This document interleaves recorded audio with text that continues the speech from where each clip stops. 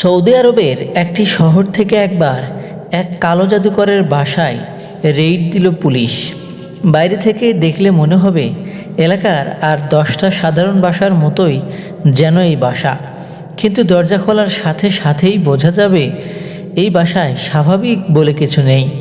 ভেতরে ঢুকতেই পুলিশদের গা গুলিয়ে বমি আসলো ভয়ানক দুর্গন্ধে। পুরো বাসাটা যেন একটা আবর্জনাখানা। তান্ত্রিক টাইপের হাবিজাবি জিনিস দিয়ে বাসা ভর্তি। তাবিজ, কবচ, দড়ি, বোতল, মরা প্রাণীর মৃতদেহের অংশবিশেষ, পায়খানা, রক্ত, এগুলো জায়গায় জায়গায় ছড়িয়ে আছে। এই বাসায় কোনো সুস্থ মস্তিষ্কের মানুষ থাকতে পারে?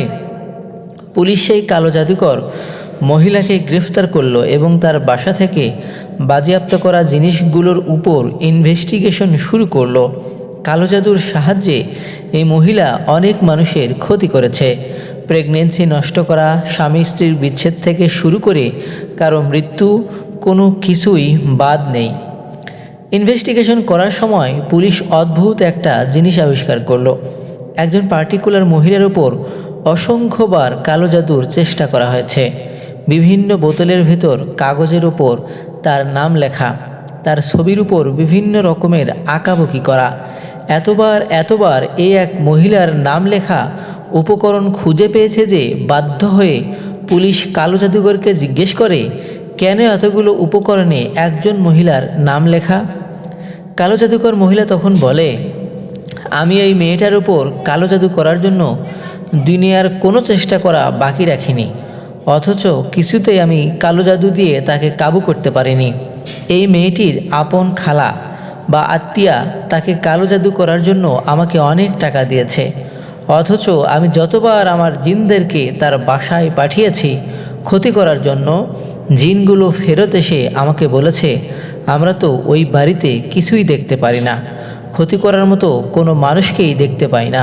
সুবহানাল্লাহ।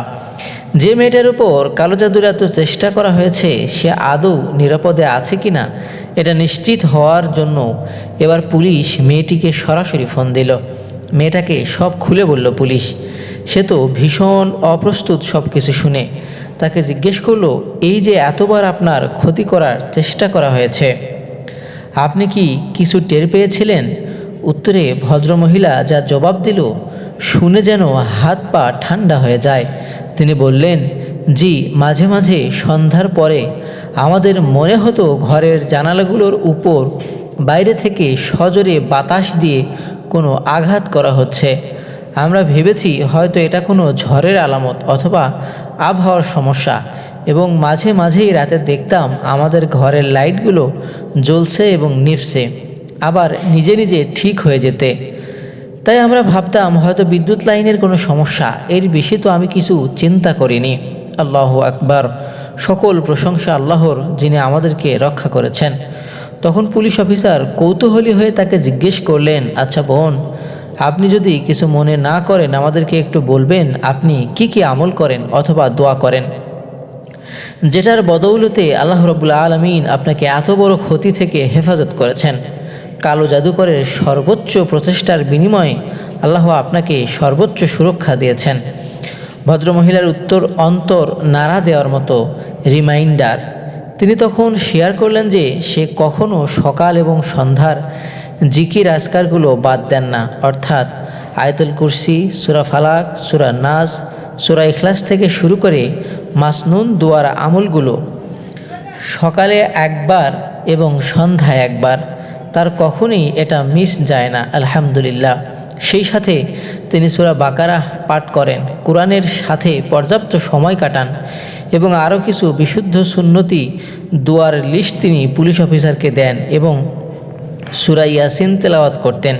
সূরা ইয়াসিনের 9 নম্বর আয়াত তেলাওয়াত করলে শয়তান দেখে না, যেগুলোর উপর তিনি নিয়মিত আমল করতেন।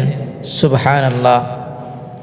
প্রিয় মুসলিম ভাই বোনেরা, তাই আসুন বর্তমানে যেসব কালো জাদু করা হচ্ছে বা মানুষের ক্ষতি করার চেষ্টা করা হচ্ছে, সেই সব ক্ষতি থেকে বাঁচার জন্য আমরা নিয়মিত জিকির আজকার করব এবং কোরআনের সাথে ভালো সম্পর্ক রাখব। আল্লাহ সুবহানাহু ওয়া তাআলা আমাদের সকলকে হেফাজত করুন। আমিন।